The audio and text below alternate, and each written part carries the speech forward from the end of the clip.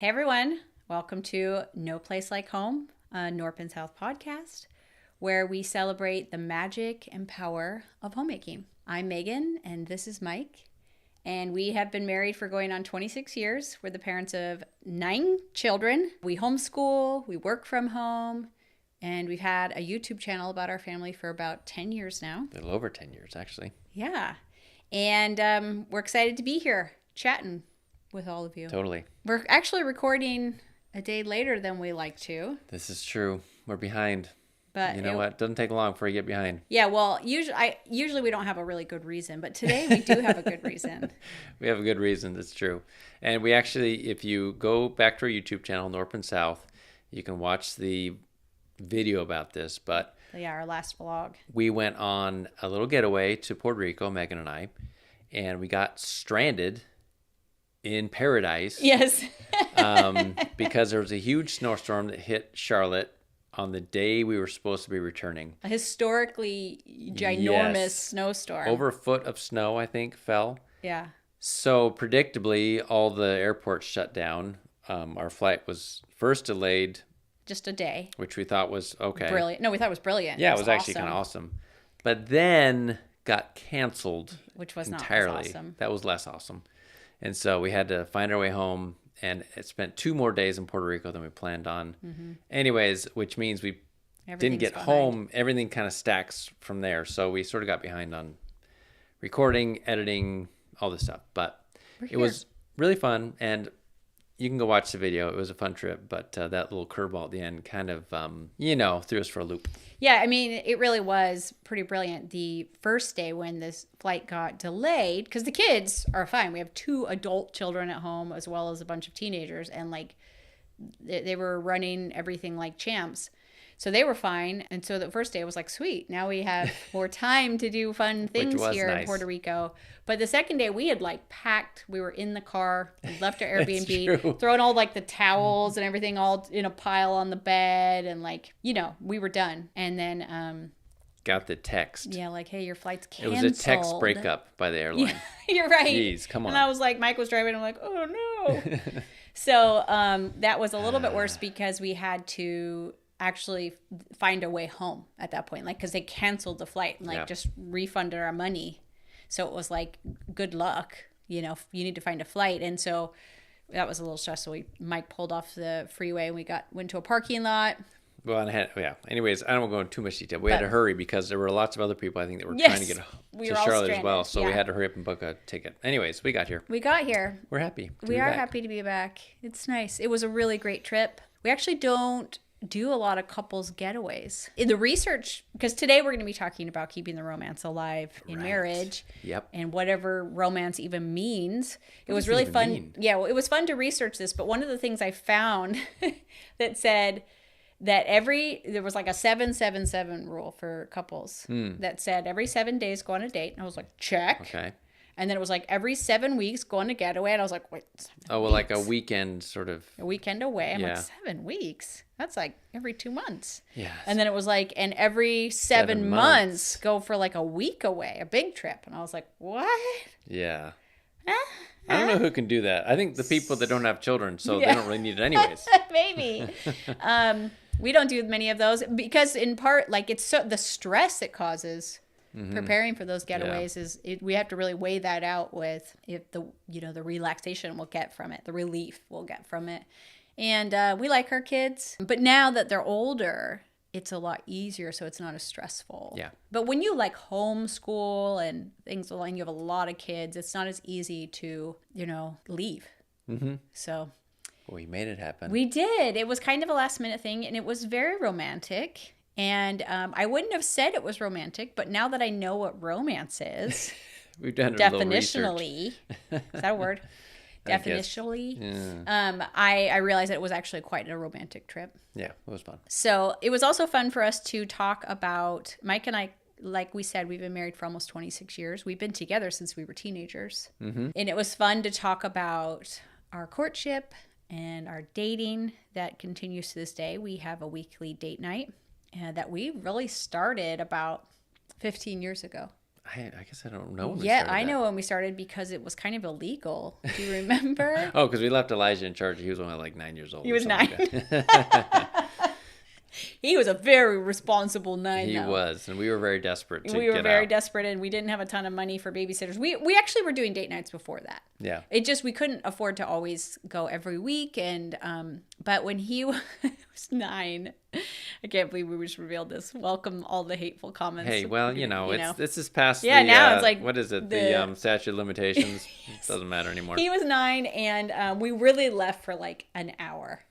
It was went quick. And got some tacos. Yeah. But and I was really nervous when we were leaving, but he texted pretty early in the date, and I was like, oh no, what is it? And he was like, hey, could you guys pick up some dishwashing detergent while you're gone? Because we're all out. I was like, what? My 9-year-old son just told me that? I'm like, okay, he's fine. He's keeping an eye on Now, it things did for us. turn out later on that the kids told us that he was like a tyrant of a babysitter. we learned that years later, but hey, tyrants keep things in order. Mm-hmm. So there is that. That's true.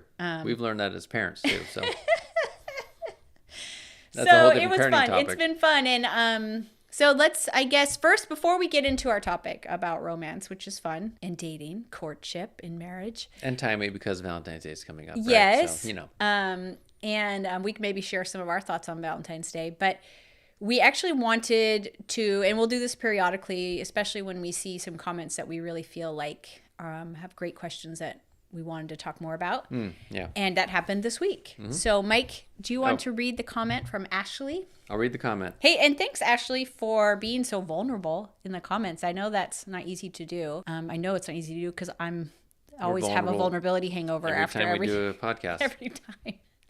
Okay, we'll read this. So she said, literally crying over here as we are currently in the balance. And this was after watching our most recent before this podcast. About the one where we talked about Storybook Home. Right. We are currently in the balance of me advancing my career as my husband can stay home with our children.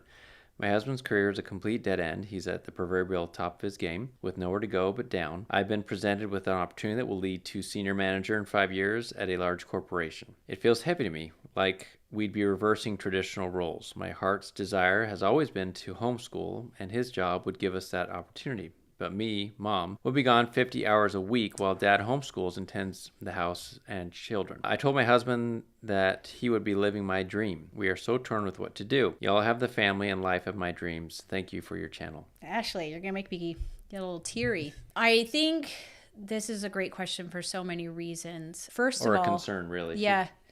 Yeah. First of all, because I think in reality, life is very complicated. Mm-hmm. And I don't ever want to give the impression that Mike and I, it was always smooth sailing, especially with our finances. For sure.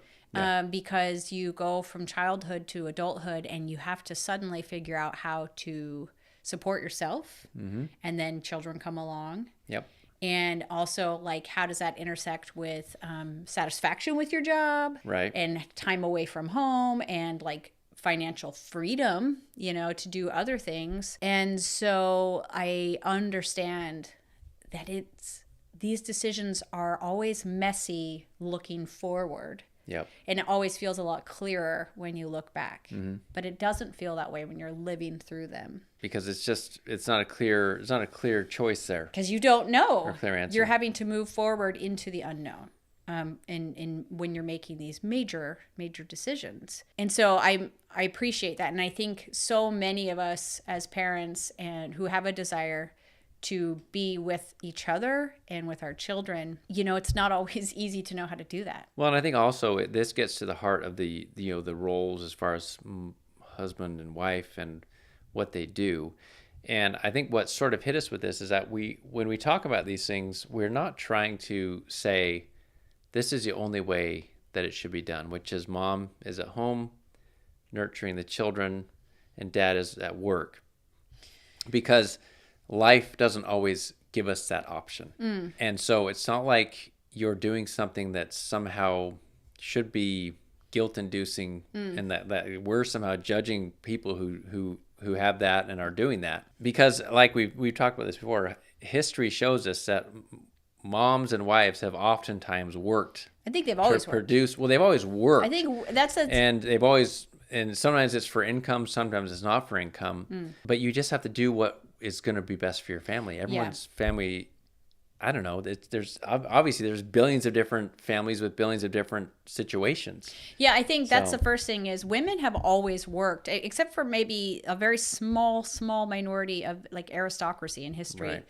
Yeah. No family had the ability that mom wasn't doing things that were either alleviating financial burden because she was doing things on her own, like making things from scratch and producing food through her own labor, or other things that needed to be done in the household through her own labor. Or she was also often, almost always, doing things that would also produce income for the family, you know, whether that was taking in someone else's laundry or helping to care for someone else's children or creating something that she could sell at market.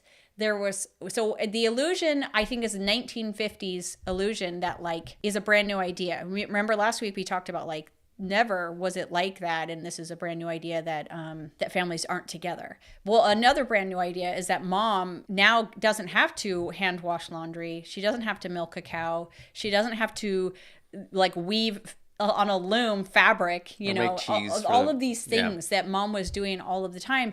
But then once we invented the loom, which is interestingly the very first thing that we industrialized, and it was very much mom's jobs. Like at home, mom was had looming. That was like something that women did. And so as that more and more, all of these inventions came through, that took away a lot of the tasks that mom would have to do at home. Suddenly, I think you got more of this feeling of like, what do I do around here?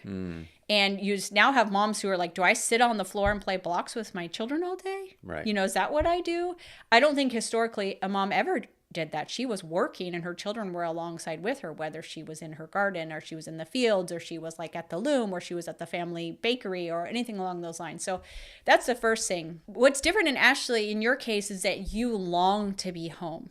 Right. And you long to be the one who is there doing the nurturing and spending the time with your children. And 50 hours is a lot of hours away from home, whether it's mom or dad. Right.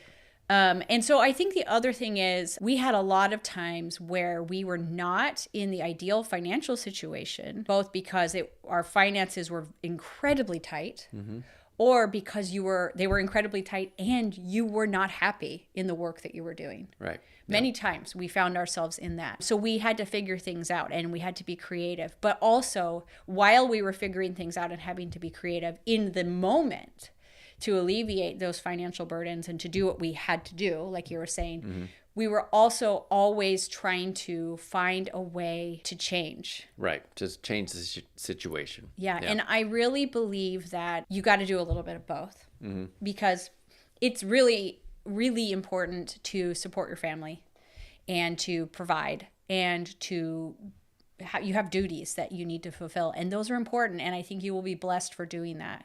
And it is good for your children to have a parent at home with them. But I also believe that there is an actual power. I think we talk in generalities on the channel. This is all of the time. And I think that's important. And I think that all of us can learn from the generalities and the ideals. But as for the specifics, I think that is where we're talking now. That we have to just kind of navigate that and try things out and like go down different avenues, see what works and what doesn't, and balance things. And I think if you do that with intention and with hope and with prayer, the Lord will guide you. And it won't be like overnight you go from like being frustrated and poor and strapped or in a situation you don't want to be in to now everything's great and you have tons of money and tons of time. But I think that you will see that the Lord will guide you to new ideas and to new avenues, and that slowly there will be new insights and things that will come to you that might make it different. I guess it's like so many things have changed that we thought were just how it was. Right. That are not how it is now and have, that we couldn't have ever fathomed.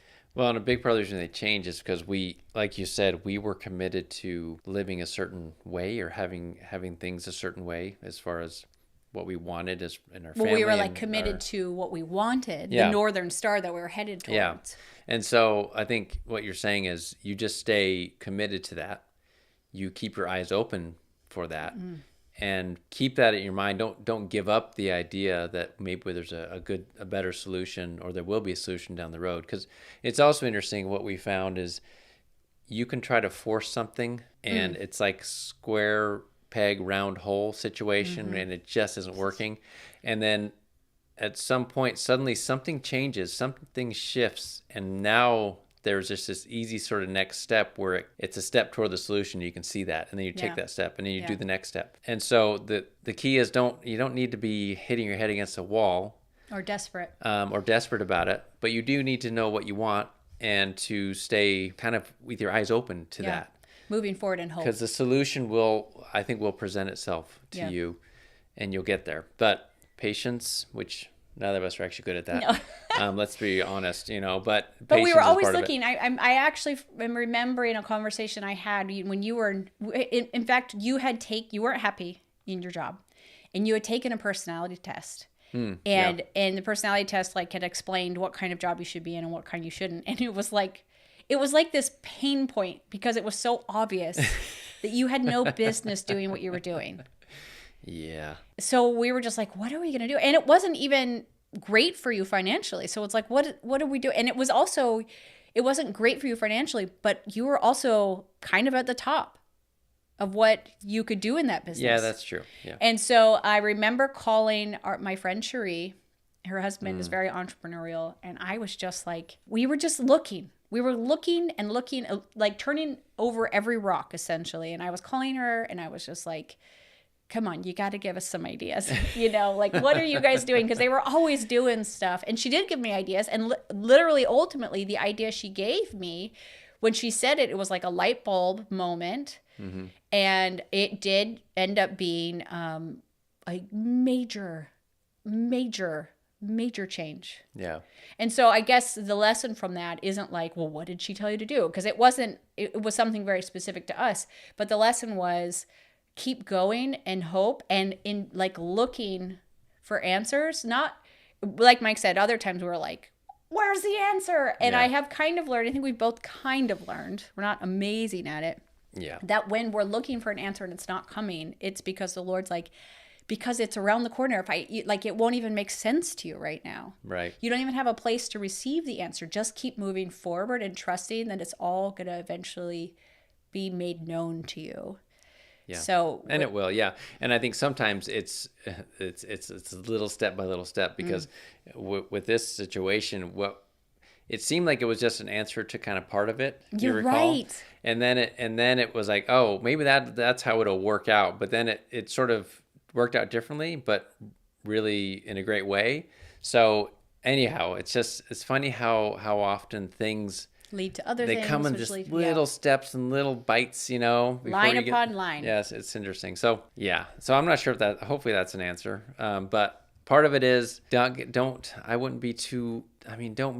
yourself into all over the place with this. Like, it's okay if this is what you need to do to provide for your family, just move forward with that. But also, have it in your mind what you ultimately would like to do, and I really believe you'll get there. Yeah. And one day you'll be walking down the street. This is, not hypothetically, but what's the word? Symbolically, what is it? Metaphorically? Yes. Someday you will metaphorically be walking down the street, and suddenly there'll be an alleyway there that you hadn't noticed before, and that will take you to another street that might lead you. Because right now you're like, he can't go any further, and mine can, and you feel like that's it. But there are other things that are coming your way.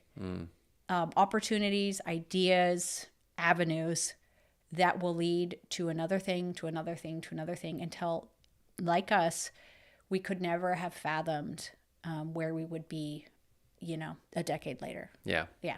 Well, and I'm going to throw this in too, because we're probably taking way too long to answer this. But another thing is, you're not just looking for things that are directly income producing related when we say this. I believe that the Lord leads all of us to, he has a path for every one of us.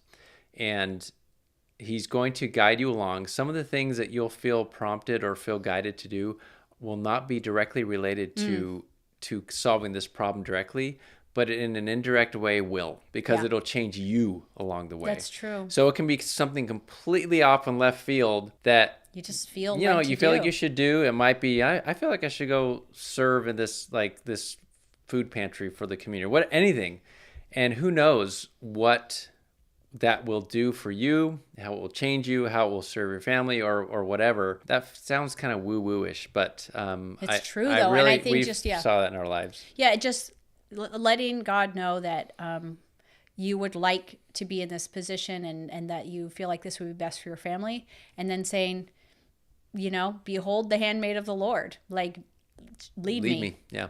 And he will. And I think sometimes he leads you just to let you learn how to follow him when it doesn't make sense.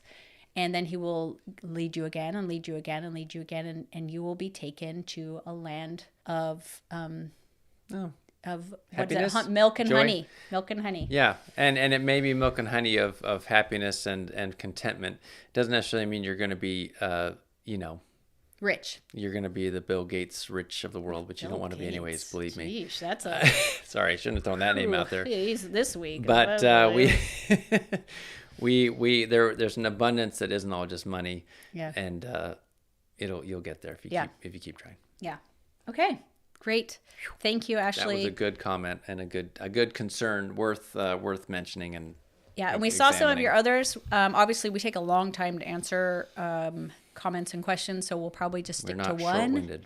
But we have seen some others that we will discuss coming up. Some of them we've even talked about maybe doing a full episode on. Mm-hmm. But back to the fun zone. So we're going to be talking about, like I said, romance and marriage. It is Valentine's Day. First of all, how do we celebrate Valentine's Day? Wait a minute. Before we go any further, if you're listening to this with children, you might want to turn it off. It's going to get a little bit... No, just kidding. Don't worry. It's like, wait, what? No.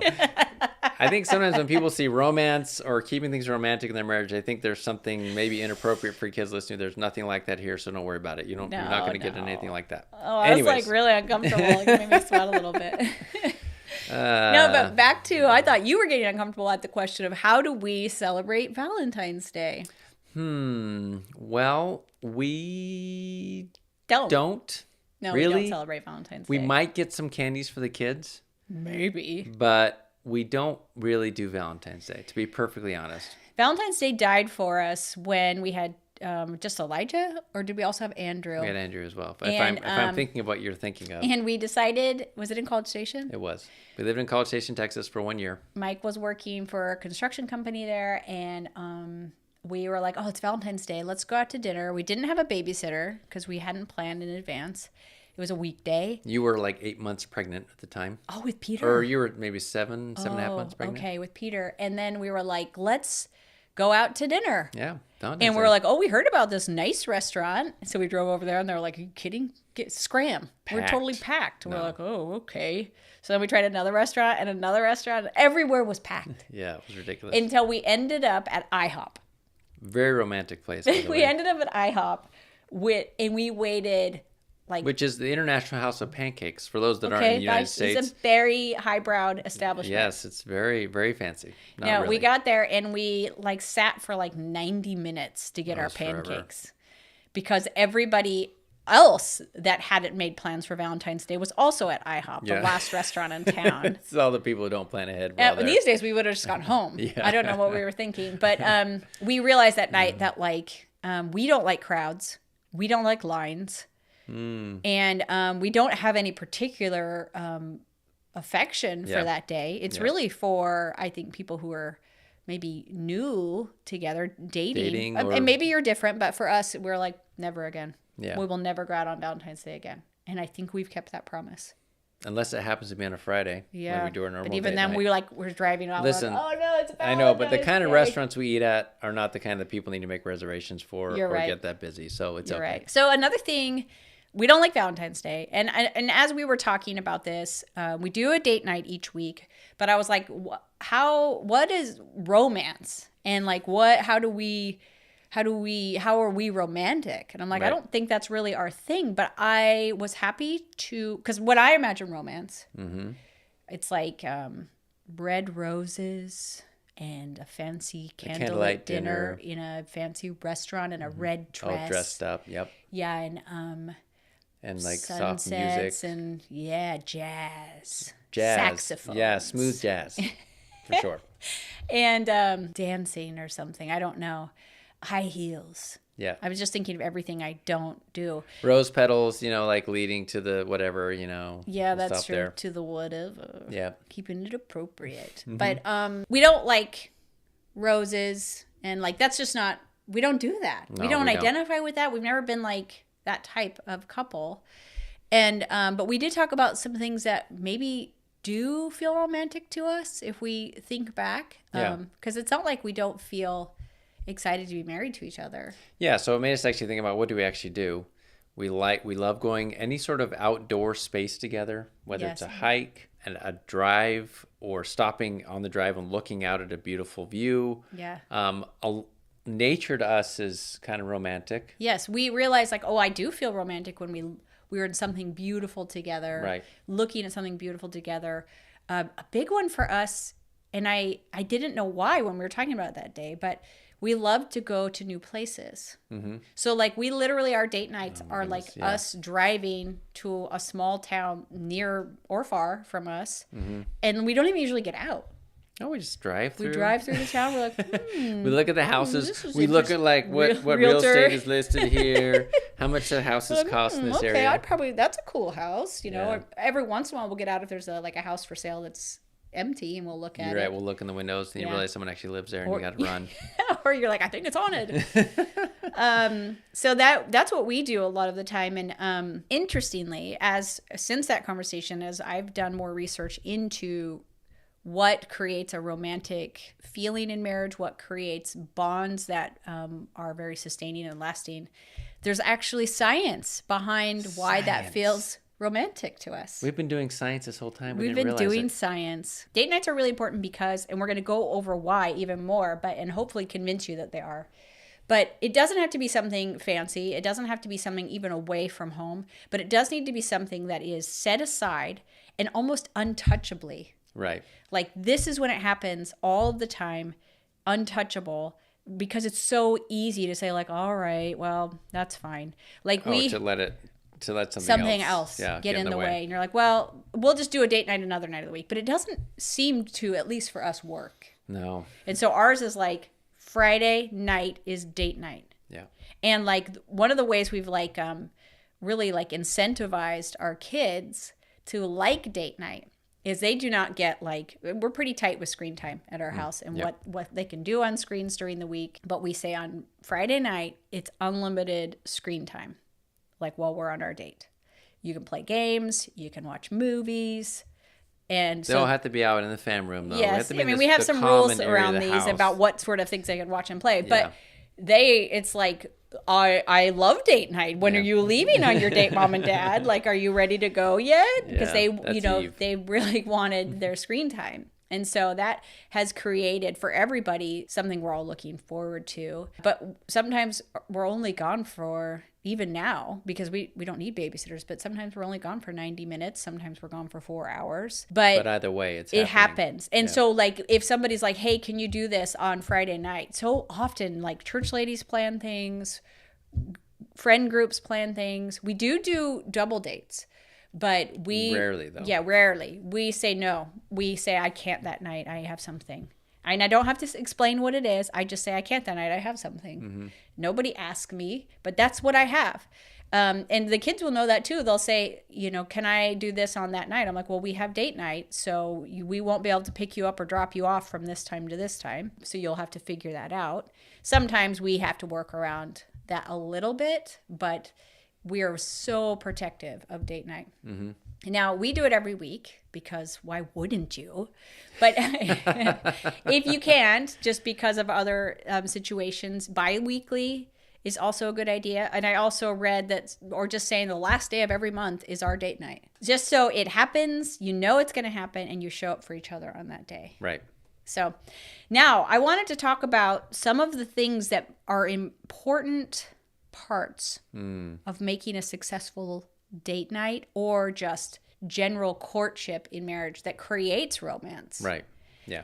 fascinating stuff. I'm actually really excited about it. The first thing is it's really important to have fun. Fun's important. Fun is really important. And you could say a couple that plays together stays together because like lots of stuff happens in your brain and in your heart when you're having fun with someone. So when you're having fun, your brain releases dopamine. And remember, dopamine is like, you're like, I really like this chemical. Yeah, feels good. You know, like sugar can release dopamine. Also, drugs can release dopamine. But having fun releases dopamine. Now, interestingly, when you're having fun with someone else, your brain not only says that thing, that activity was fun, but it will actually throw a little dopamine response to the person that was with you when you were having fun. It's almost like dopamine dust, like fairy dust. A little bit gets on your spouse. And so your brain will be like, "Ooh, I like Mike. Mike is good. Mike's a fun guy. Mike's a fun guy." And so Very you true. actually start, not only the activity was fun for you, but Mike was fun for you. And that creates like a real unity chemically in your brain. So it's actually really important that you have fun together. It's kind of similar to, we talked about this the first episode from this season 2, I think, of connecting or attachment with our adopted children and all of our children. You know, any sort of like when you feeding someone sweet food and you're looking at them, they're looking at you while that's happening. There's a connection created.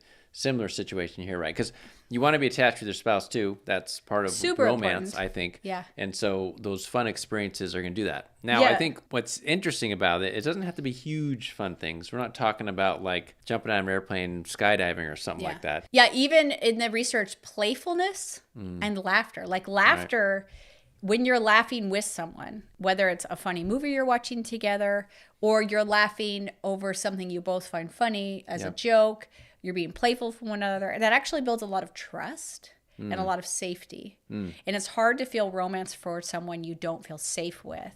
Oh, yeah. And that you don't feel like there's a lot of trust with. And so it's important, like in jokes. Some nice banter with each other. Like where you're kind of being playful or teasing just a little bit. Teasing, right? and teasing in ways where everybody feels safe. Now, I feel like, Mike, you and I were talking about how important that is to do in front of your kids as well. Oh, that's true. Yeah. Because when they see mom and dad playful together, the feeling of safety that creates for them. Yeah. Well, and this is important because, again, part of what makes the podcast, the point of this is to make strong homes, and part of what makes a strong home is a strong marriage. Yes, it's the foundation. If your kids see mom and dad enjoying each other's company and kind of joking with each other and just having a good time, the kids are like, oh, okay, mom and dad, they like each other. Like this is a strong connection. They probably don't even think that through, but it just creates a safe place in your home. It's very safe. And so once again, just adds more strength to your home and then to each other or to that connection with each other. Yeah, and because you know that when you're stressed and frustrated, you aren't feeling super playful. This is true. When there's a lot of tension, it's very difficult to be playful. Right, because something could go wrong. Just like when the proverbial man decides to make a joke to his wife when she's funny. Not feeling it, and it goes downhill real fast. Right? Yes, but I think the more times that you do feel playful, if you think of your relationship, especially your romantic relationship, as a bank account, the playfulness and the banter are like coins being deposited in that bank account. And it actually does show up in science and in research that the more playfulness you have, the better you are at navigating the tense and the difficult times. Yeah. And so you're trying to have fun together. So when kids can see mom and dad being playful, they know that it's safe and that mom and dad, there isn't tension. They know that the home is safe and that which is their, everything, their whole world is the home. And so they feel very safe and very happy. I think also it relieves tension because you're able to sometimes very lightly direct some of the things that maybe are harder to say, but you can be a playful reminder with each other. Yeah, that's true. Maybe playfully mentioning that I left my socks or or something along those lines. Maybe. Well, I think what's interesting too is because we started this conversation talking about going on dates, but now we're talking about the kids seeing us have fun.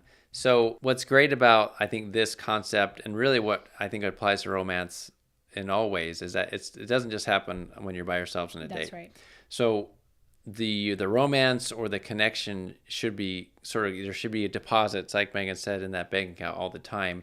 And so even when we're at home with the kids, we're having fun. We're enjoying each other's company. Yeah. And so these don't just apply to, okay, now it's date time. Now we have fun. Now we're going to have fun together. It's like, no, even in conversation, you can be having fun together. Or even when Yeah. you're sitting down to dinner, you're having fun together. Yeah, it applies to more than just that 2-hour date. Yeah. And so fun releases the serotonin, which is the feel-good dopamine hit. Mm-hmm. But it also releases, when you have fun with someone and you have these novel experiences, it releases the oxytocin, not Oxycontin. I'm probably going to say Oxycontin because I don't know why they made that drug have the exact same letters, but Who knows? But an oxytocin is the bonding or attachment chemical that we talked about during dinner. But having fun with someone will make you not only say, hey, this is a good thing. I like this person. They make me feel good. But also you will feel more connected with a person that you have fun with. Right.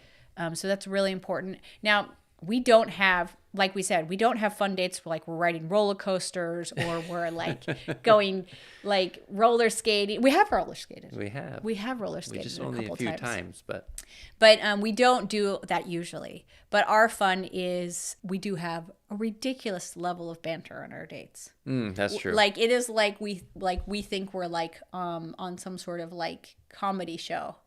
We are our own comedy show, and we think we're pretty darn funny. We do think we're funny, and we're just going.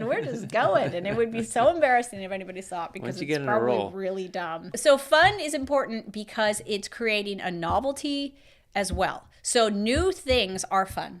So new towns, like we said, new experiences, new places, new foods, those are all part of fun. A new hike.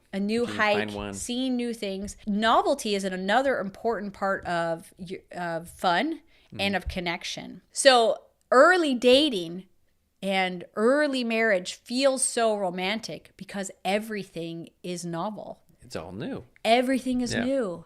And so, for us, we did when we were dating have the classic, like you bring me flowers, I'm wearing a pink sweater, and we go to a fancy candlelit dinner. We actually did do that. We did do that when we were engaged. It was very nice. And it was very romantic, not because those things are inherently romantic, but because it was a new experience for us. Yeah. It was something we'd never done before, so it was very novel. And so novelty is another important thing.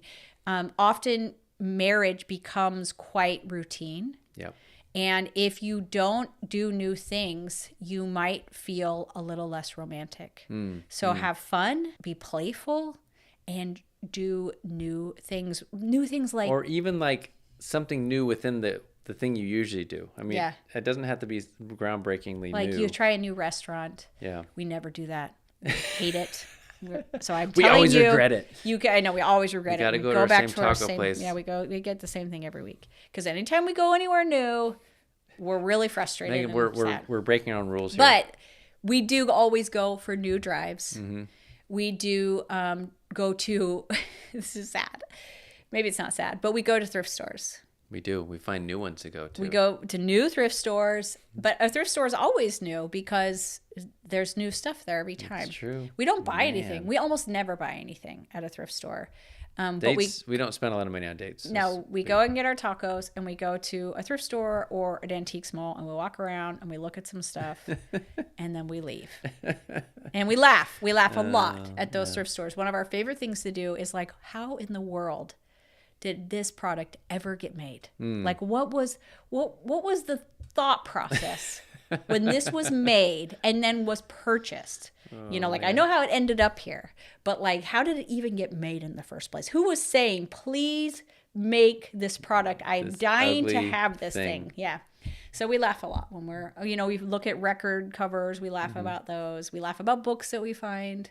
So that's where we get our novelty and dopamine hit. So I'm mentioning that because I'm a narcissist. No, I'm mentioning that because it doesn't need to be something really amazing. Right. Doesn't have to be crazy. We talked about fun and how important that is in maintaining romance. We talked about like, what is romance even? But there's actually a definition that I found. Romance in marriage is when you make your spouse feel chosen, valued, emotionally safe, and desired. And I was like, oh yeah, that's good.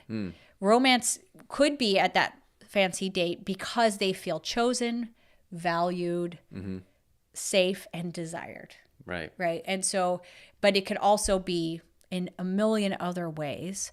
A lot of those things will feel present in fun. But one of the things that they talked about in the research that we did is that courtship is important on a date night. Right. And one that you have, like we said, set aside time for.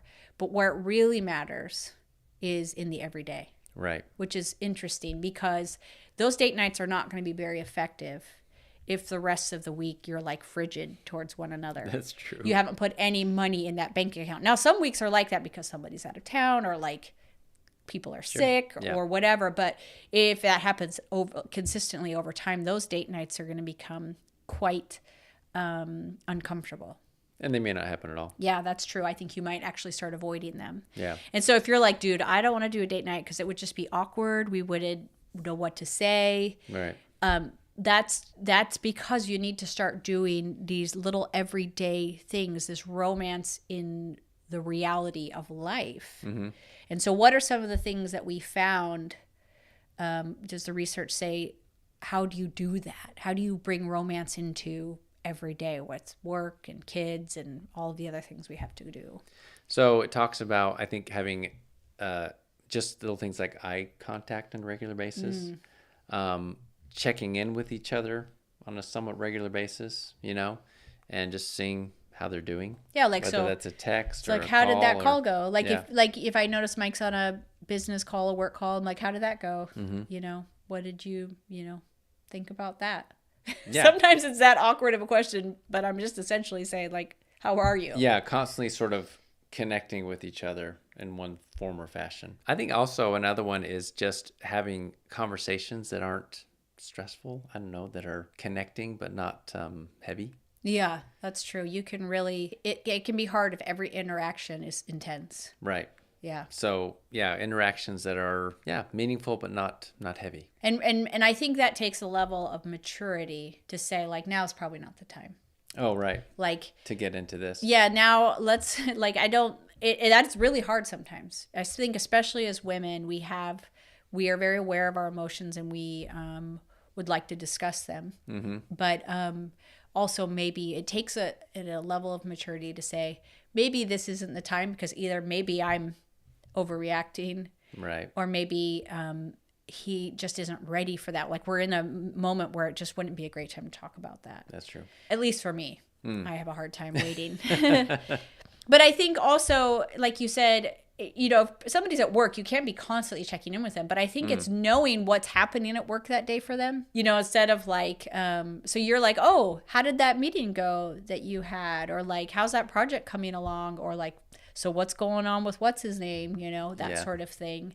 I think that makes the other person know like, oh, you are actually invested in me as an individual. Yeah. And I'm important enough that you're thinking about me when I'm not there. Mm-hmm. I think that is a very romantic feeling to know that the person's thinking about you. And they're aware and they're concerned or they're, have an interest in it. And so then you're asking real questions about those things and then letting the other person talk. Yeah. About their feelings and their day, or just like telling you stories about their day. Those are very connecting times, which are putting little coins into the romantic feelings that you're going to have between each other. That kind of reminds me of there's a movie called It's a Mad, Mad, Mad World. I know. I was thinking of that where too. Where at the very end, there's this detective who's been working on this case. No, it's the beginning. It's the beginning, and what is it? Well, he calls his wife, and he's like, "You'll never believe it." He's like, "We found, the whatever." For the case. We've cracked the case. We've cracked the case. And she's like, what case? He's like, the tuna factory case, She says, like, what the heck are you talking about? He's like, I have been working on this case for 20 years. Yeah. And then she just like launches into something she's frustrated at home. She's nagging him about something. Yeah, and then she's like, your daughter's frustrated, and she's frustrated with you, and you need to talk to her. And he's so deflated. That's a funny moment in the movie, though. It's a mad world. That's a funny movie. It's like 5 hours long, but it's really funny. Yeah, but when you're able to feel like somebody sees you and you're able to kind of talk through that, it reduces cortisol, because cortisol kills good feelings. That's your stress hormone. That's stress stuff, yeah. And you're able to just release some of that cortisol, connect with somebody, and feel safe. And that, if you don't feel safe, then you probably aren't going to do that. Now, sometimes I think you can think, I can't feel safe until they change some things. But I think especially, I'm gonna talk to women specifically, and I'm generalizing. I know that everybody's different, but I think in general, women are more emotional than men.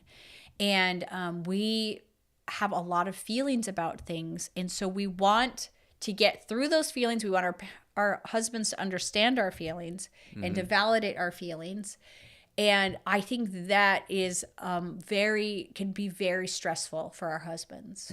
And so I think one of the things I've had to learn to do is not immediately go to needing Mike to rescue me emotionally, especially when we haven't talked in a little bit. That like when he shows up, I remember when he would come home from work and I'd had the little kids, how you just want to immediately, da da da da da da da da da. And I think one of the things that is very helpful, I think in general for men, is giving them a moment to feel a little bit of a more lighthearted moment together and some connection. Take a breath, and then there's a place to kind of slowly let some of that out. It can be a little overwhelming, and I know the feeling, and I know how hard that is when you've been home with the kids and he shows up. But I also think that something I wish I had learned sooner is that even though I feel a lot of feelings and I have a lot of words behind those feelings, I wish that I had spent a moment thinking about the experiences Mike was having at work. There are so many reels of women talking about like their husbands when they get home and what they expect from them, and like how he's kind of a dud when he gets home. And I understand that, but I also think that there are a lot of difficult things about going away and working that we sometimes forget. And we almost like start our husband at zero when he gets home from work. Like now you're starting at zero and you have to prove yourself as a husband, a lover, a father, a friend, rather than recognizing that he was actually shouldering a lot of responsibility all day at work. And those should be deposits to the bank account too. Right. And recognizing that even though he might not be as emotional about it and he might not be as communicative about the stress that it caused, honoring that and recognizing he's not starting at zero. He's already been doing a lot and shouldering a lot for me as his wife and for our family. And I honor him for that. That I think softens you. Right. And softens him, and then creates a place where those conversations can be a lot easier, and both of you can feel more seen. I think I could have done a lot better job at that when we were younger. Well, and let's admit it, when we're young, we're all learning. And so also when husband comes home, and it's usually pretty obvious, but also recognizing that, if you're home with toddlers all day, man, that's its own kind of torture in some ways. And I know that. So there's that too. So I think hopefully in a healthy relationship, you both recognize that you both have been, doing your thing all day, and we're going to give each other as much space as possible when we meet back up again. And that just, again, goes into that you're making deposits into the romance bucket, or we want to call it, for your relationship, so that you can continue to connect and continue to build that relationship. Yeah, because romance really starts with attention. Yeah. Attention to each other, eye contact, listening, connecting. Yeah. And I think a big part of it is also being outside of yourself. And if both partners do this, it's a beautiful thing when you realize, okay, I feel this way, I'm stressed, but I'm sure they also are stressed, or maybe having a rough day. about something. So I'm going to look outside myself and not say, what can you do for me right now? But what can I do for you right now? And when both people are doing that, both people's needs get met without argument about it. It's kind of beautiful. But even if only one of you is doing it, I Yeah. think it creates a softness. Yeah. If you're doing it willingly and not like, well, I'm winning. Right. You know, but you're like, you know, don't keep score. I'm gonna be mature here, and I'm going to be soft, and I'm going to create a safe space for both of us. Yeah. But also sometimes only one has it. That's true. Yeah. And then, you know, you start with that connection, but once again, the playfulness and the fun that we talked about on date nights needs to come in. And so one of the interesting things that I didn't realize is that laughter actually synchronizes your nervous systems. It gets you both in the same place if you're laughing together. So one of the things that I think a lot of couples do now, and we definitely are one of them, is every once in a while we will lay down and on the bed. That sounds really awkward. Okay. Megan, I said we weren't going to do this. And Mike pulls up his saved reels because I don't have Instagram on my phone. I don't have Instagram. Megan quit Instagram. I quit Instagram in 2021. But he will save reels. And I feel like that's actually you are looking, that's like a romantic thing you're doing. Well, I like to do it. And you're fun. Like saving reels. So you get like a double hit of dopamine. I know, it's awesome. Because he's like, ooh, Megan's going to like that one. And ooh, Megan's going to like that one. No, we know. That's perfect for that thing we were talking about. And so then he's like, come here. And we'll sit on the couch or we'll lay on the bed and he'll show me reels. And we will laugh and laugh and laugh. And that's actually really important. That's like double coins. That's like coins into your romance bucket. And I didn't realize that. Reels are hitting the jackpot. As long as you're doing it together. This is how you sort of game the system, because I think there's also the cliche or whatever of people sitting next to each other, sort of scrolling separately and maybe sending them back and forth, but never really interacting with each other. But our way is like, we just look at the same screen and we share the experience. Yeah. And then it like makes you both relax, makes you both feel safe, and makes you feel closer. Yeah. Really. So Reels, folks. Reels. That's why it's so important. We're not saying you should go on Instagram. And but couples that laugh a lot together report having higher satisfaction in their marriage and more resilience for when the hard times happen. Right. And honestly, I feel like we've gone through so many stressful things that I think we've gotten a lot better at like just laughing. We laugh a lot during the stressful times.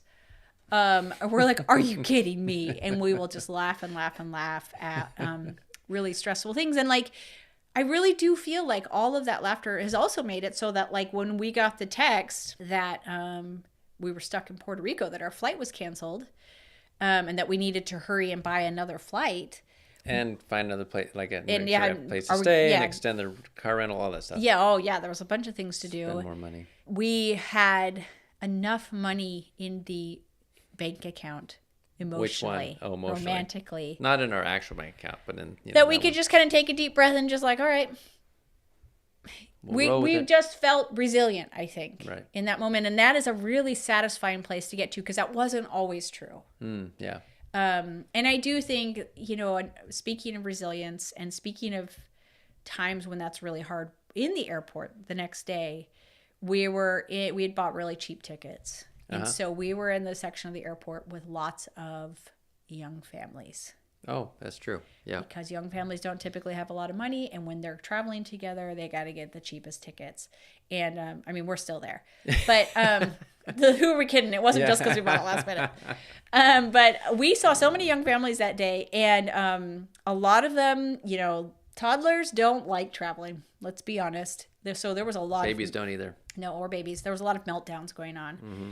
And I was watching one dad in particular doing everything he could to carry like a 3-year-old in one arm, and who didn't want to be carried, but was obviously going to run around if he wasn't. And they had to get to their terminal.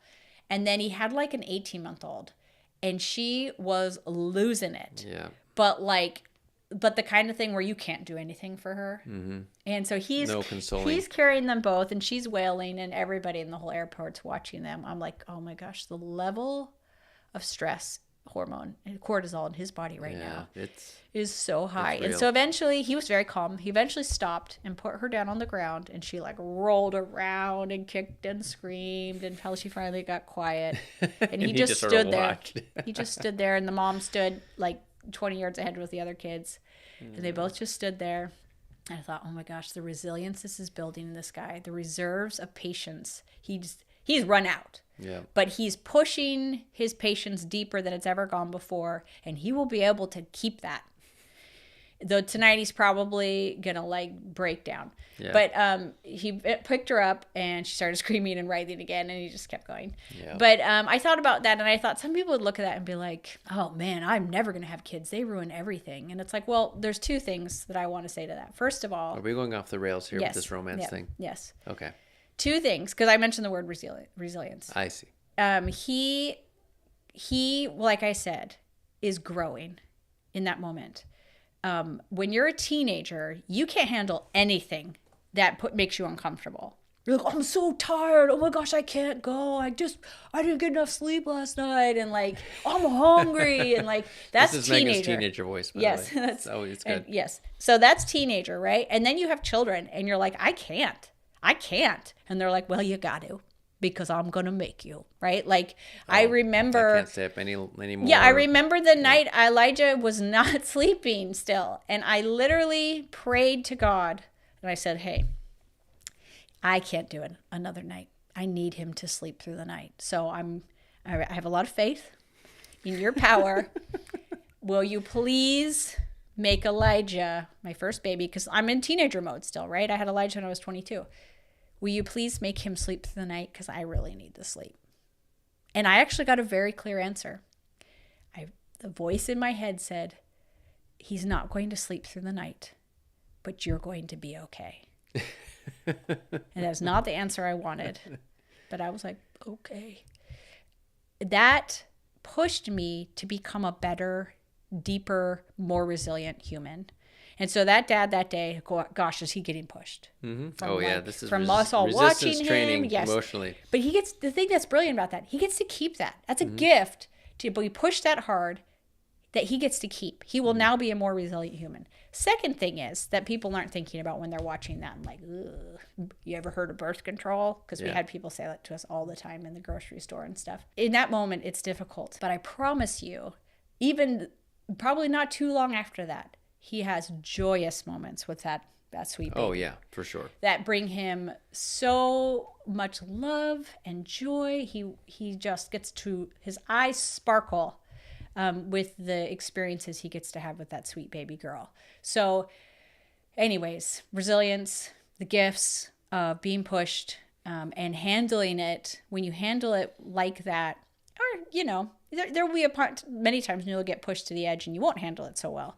But you went further than maybe you'd ever gone before. And you'll get better, and you'll get better, and you'll get better until you can laugh when something stressful happens. Okay, we just came back. We just came back to sitting in that car that day, and we called the kids, and we laughed really hard when we called them, and we made a bunch of jokes, and Andrew made a bunch of jokes back, and it was fine. Yeah. But that comes from all of those times before when you got pushed and pushed and pushed and pushed, and you responded. So another part of romance and kind of building that, again, is sort of how you're communicating with each other. Because it's very easy as a married couple to get snippy or to get kind of short or, just harsh. Not warm. Yeah, not warm. Yeah, kind of cold. And so we're very careful about how we communicate with each other. We're careful about the words we use, and having kind words, soft words, respectful words for each other is a great way to, again, be just sort of building this romance and together. And protecting the romance. Yeah. And doing that even in not just sort of day to day, but you talk about being stressed. Even in stressful situations, we're very careful about how we talk to each other. Yes. And this is from very early in our marriage. We sort of decided that we weren't going to speak unkindly to each other. And it reminds me of, and this was a while ago, but it was interesting. Megan and I, once upon a time, this is pre-RV trip, but we bought or somehow decided we were going to get some piece of furniture from one of our neighbors. Do you remember this? Oh, yeah, yeah. It was like a big, heavy armoire or something like that. And it was in there upstairs, and we had to. She's like, "Yeah, you can have it. Come on over and get it." You know, she was glad because she wasn't going to have to move it because it was heavy and it was big and it was annoying to move. And we came over, you, me, and I think Elijah was there because he was our only child big enough to actually offer any real assistance at the time. Thank goodness now I have a few big boys around. Not for much longer. They're going to move out. What true. Are we going to do, guys? Anyways, but we're moving this thing. It is stressful because we're trying to get it out of the room. They were trying to get down the stairs. But we were in the middle of the stress, still just like, okay, Megan, here's what we're going to do. And we're like, okay, we were in this stressful moment. It was obviously stressful. We were still talking to each other in a very we didn't even think about it, but she mentioned kind way. And she's like, wow, you guys didn't like snap at each other. You're still being so nice to each other. Yeah, she said something like that. And we were like, oh yeah, I guess so.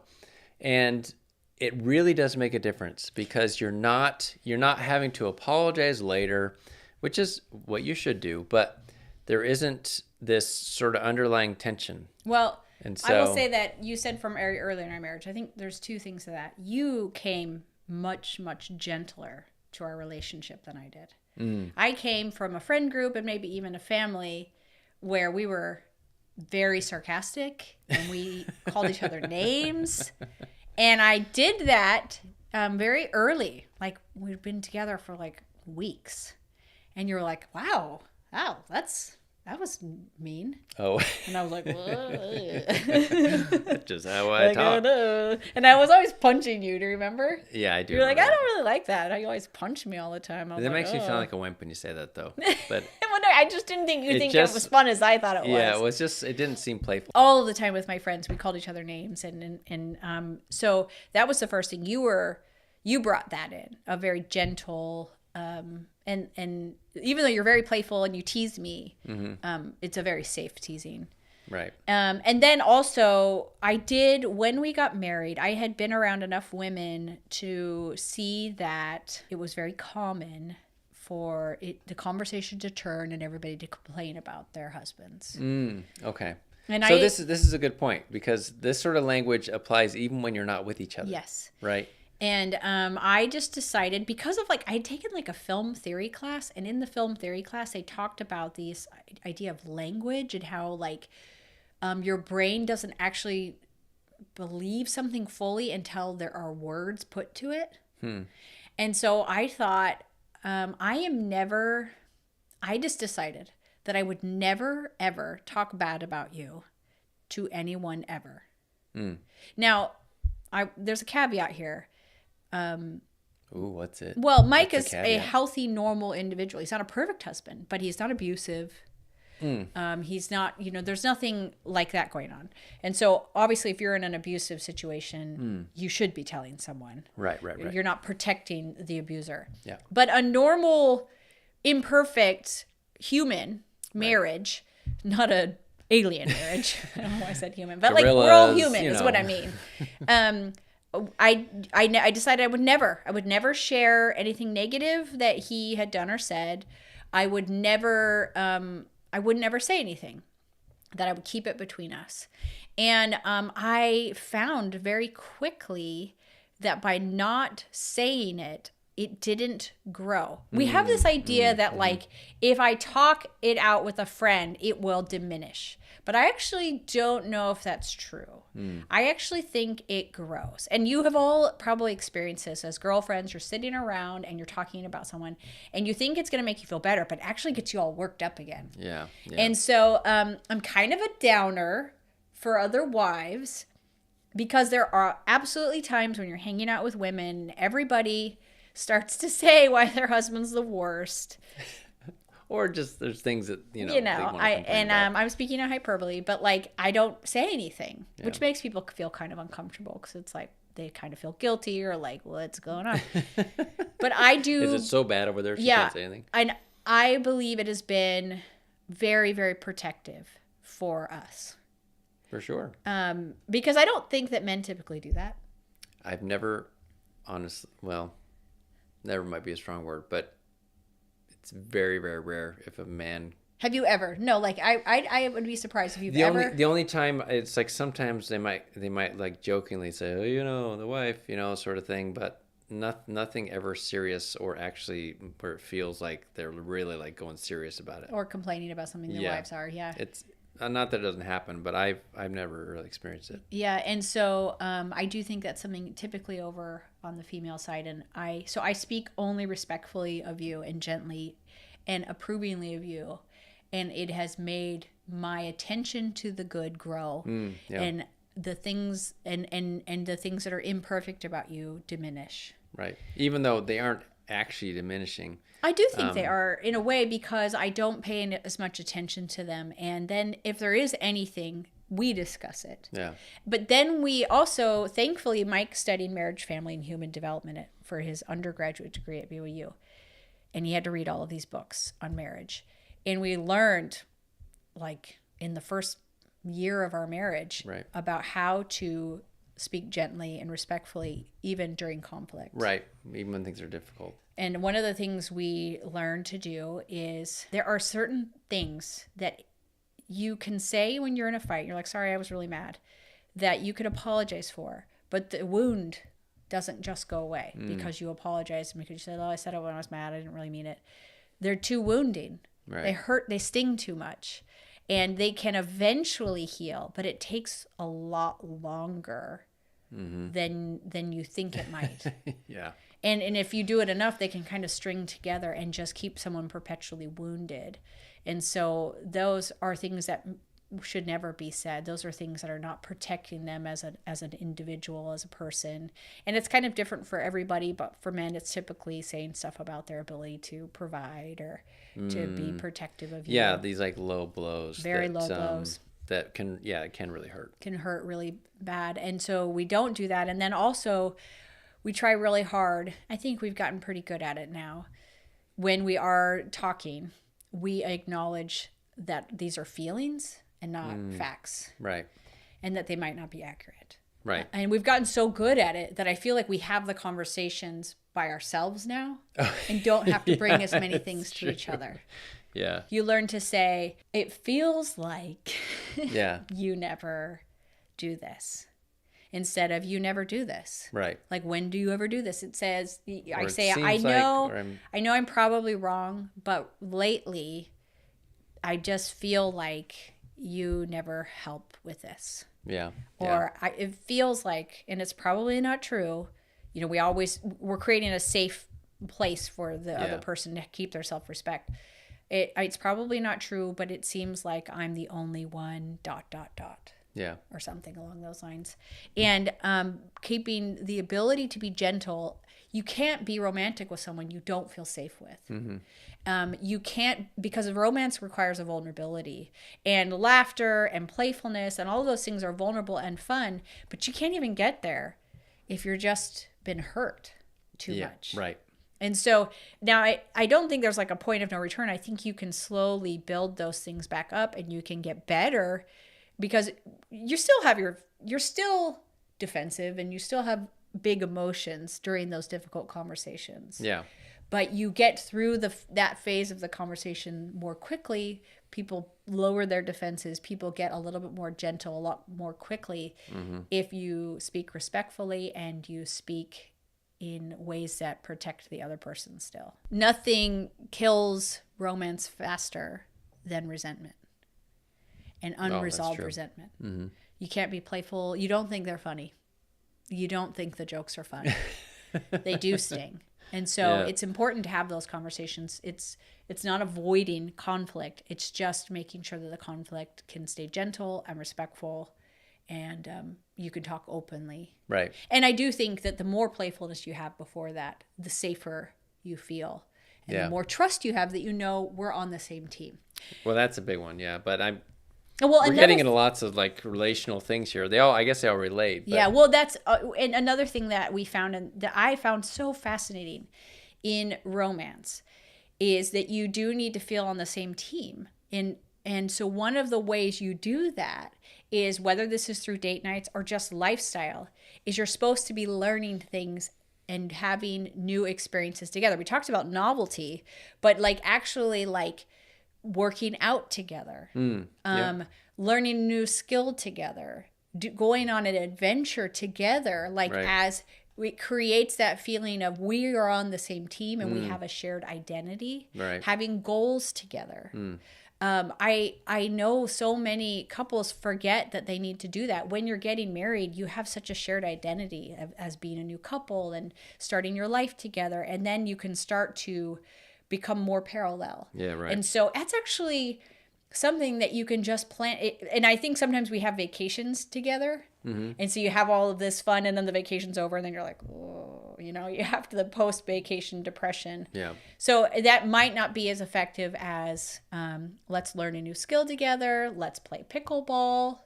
Let's learn a language together. Let's do a project together. You Yes. know, even if it's something, or let's move a piece of furniture together. let's rearrange the room together. Yeah. Now these things might introduce some stress into the situation, but trying to keep Projects, it something you're both looking forward to Yeah. together and working towards is actually very unifying and very protective for the romance and for the relationship in the long term. All right, so along these lines, we found this little list of micro romantic activities you can do, because these are little things, but they make, they just add to the whole. So I'm going to read this list.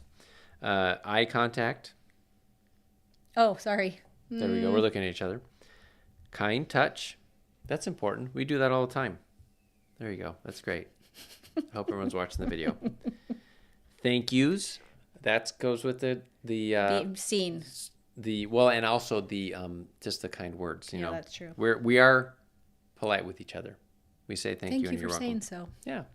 Compliments. Complimenting each other. That's obvious. You're doing a great job. Sitting close. Look how close we're sitting. No, right I do think this is good.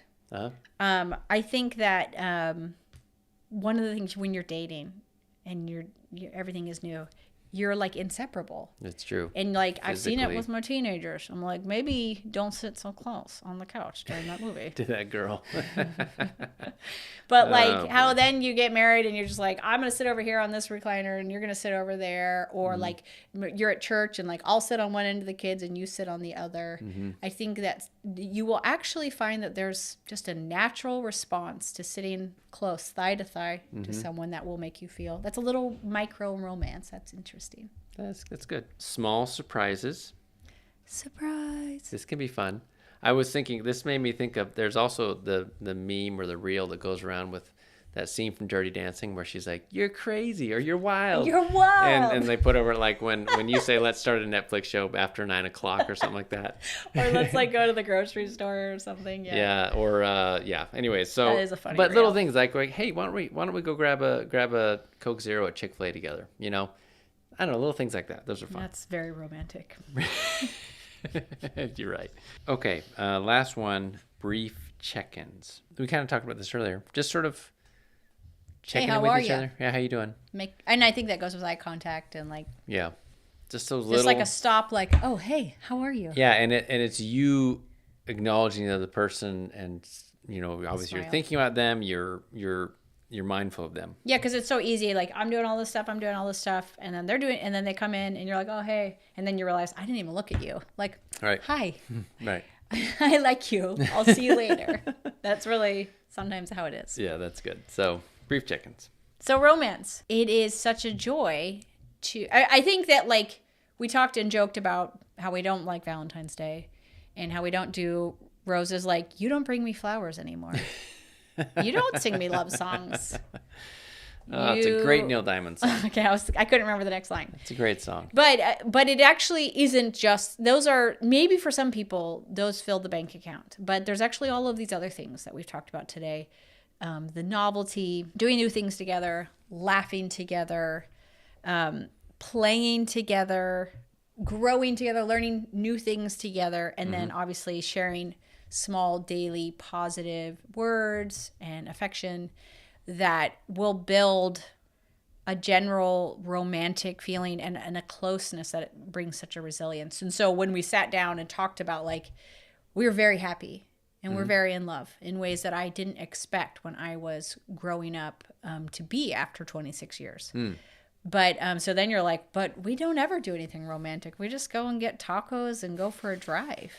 So it was really fun to research and to see that romance isn't necessarily these big moments. Yeah. Though we absolutely have some of those on our trip. We got to hike to tops of mountains. We got under a waterfall together. Yeah. We went on the beach and watched the waves crash and ate yummy food as the sun set on the beach. Right. We went for incredible drives. We ate amazing food and had all of these exciting experiences.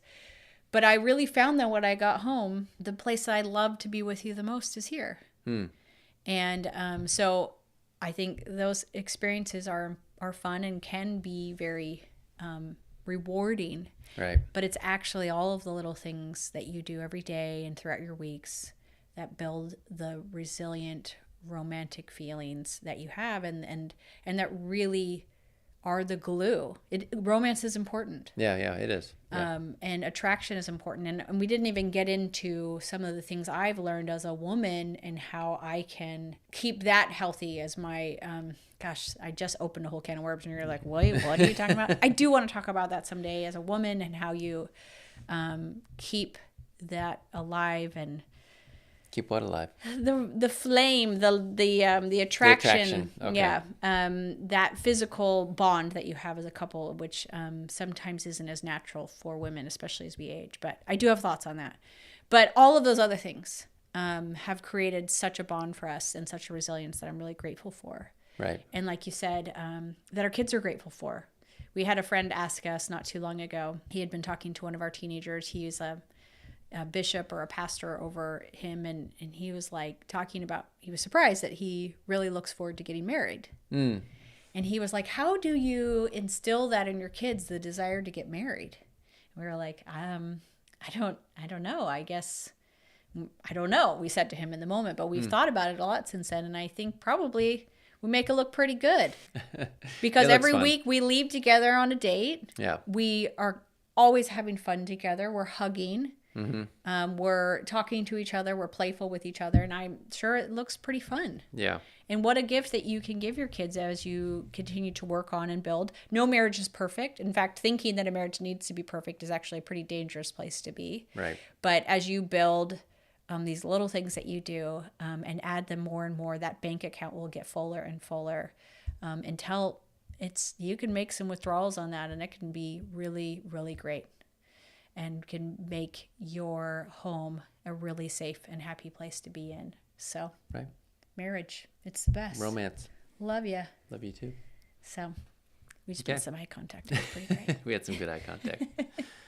All right, thanks, guys. Thanks for coming along, and thanks for your questions. Thank you, Ashley, for asking that. And absolutely, you can email us. Some of you are doing that at contact@orpansouth.com.